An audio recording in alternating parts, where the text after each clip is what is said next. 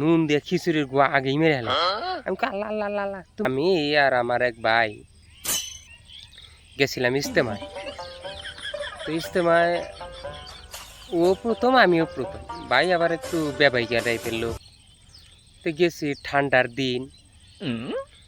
ঠান্ডার দিন উজু করাটা খুব ঝামেলা।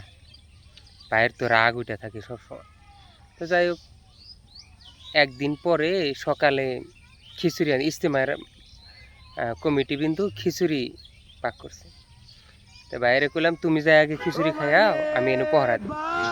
তো ভাই গেছে, ভাই খাইয়া দেয় আইসা আয়া হেরে তুমি মুখটা বেশ কি বানায় হেলাইছে। ভাই কি হয়েছে? কোষ না নুন দিয়ে খিচুড়ির গুয়া আগেই মেরে হেলাইছে।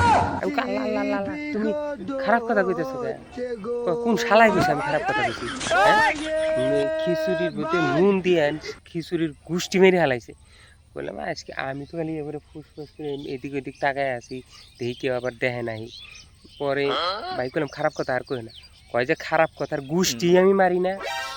এই এই পরে বাইরে মুখ ছাপাই দেয়, কারণ ভাই তুমি ঠান্ডা হও, আমি তোমার জন্য বাইরে থেকে খাবার নিয়ে আহিরো, আমি যাই খাই।